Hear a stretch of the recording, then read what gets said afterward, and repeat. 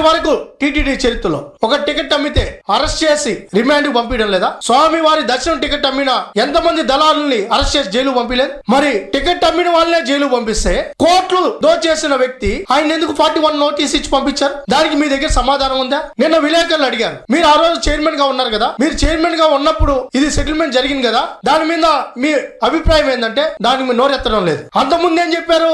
అసలు నేను ఆ టైంలో లేనన్నాడు. ఇప్పుడేమో నాకు తెలియదు అంటున్నాడు. రెండోసారి పిలిస్తే నాకు మతిమరుపు అంటాడేమో అర్థం కావడం. ఈ రోజు సతీష్ కుమార్ ఆయన్ని ఆడ ట్రైన్ యాక్సిడెంట్ అని చెప్పి చెప్తున్నారో లేదో, అప్పుడే అధికారుల ఒత్తిడితో ఆయన ట్రైన్ యాక్సిడెంట్ లో చనిపోయాడు, ఆత్మహత్య చేసుకున్నాడు. ఈయనే చెప్తాడు. ఈయన కానిస్టేబుల్ కాదు, ఎస్ఐ కాదు. ఈయన ఎవరు ఈయన? మేము అడుగుతున్నాం, నువ్వు ఎవరు? బురద జల్లియాలని ప్రయత్నం చేశాడు, కానీ వాస్తవాలు వేరే ఉండే గుందికి మౌనంగా 3 రోజుల నుంచి మౌనంగా కూర్చోన్నాడు. సంఘటన జరిగిందని తెలిసి తెలియకుండానే అది ఆత్మహత్యగా ఈ చిత్రీకరించేస్తున్నాడు. ప్రభుత్వం మీద నెట్టే ప్రయత్నం చేస్తున్నాడు. అధికారులు ఒత్తిడి చేశారంట. ఎందుకు ఒత్తిడి చేస్తారు అధికారులు? ఆయన కేసు పెట్టిన ఆయన ఆ రోజు జరిగింది చెప్పడానికి అది సిద్ధంగా ఉన్నాడు. నువ్వు భయపడ్డావు, సుబ్బారెడ్డి భయపడినాడు, ధర్మారెడ్డి భయపడినాడు, అప్పుడున్న సిఐ భయపడినాడు. ఆయన ఏదో భయపడతారు సతీష్ కుమార్ గారు? ఆ రోజు మీరు కదా ఆయన భయపెట్టింది, మానసికంగా ఆయన వేదనకు గురి చేసింది మీరు కదా. ఈ రోజు వాళ్ళ సోదరుడే హరి గారు స్పష్టంగా చెప్పారు, నేను ఆధారాలతో కూడా మా అన్నయ్య ఇవ్వడానికి సిద్ధంగా ఉన్నాడు, మా అన్నని హత్య చేశారు అని కుటుంబ సభ్యులు ఆర్తనాదాలు పడుతున్నారు. మరి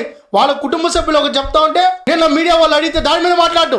సతీష్ కుమార్ హత్య చేయబడ్డాడు, మేము కూడా రిక్వెస్ట్ చేస్తున్నాం, లోతుగా దర్యాప్తు చేయాలి, మాకు అనుమానంగా ఉంది దీంట్లో ఎవరైతే భాగస్వాములు అయ్యారో ఆ హత్యలో కూడా వాళ్ళ భాగస్వామ్యం ఉంది. పర్కామణి కేసుతో పాటు ఈ హత్య కేసును కూడా సుదీర్ఘంగా లోతైన దర్యాప్తు చేయాలి.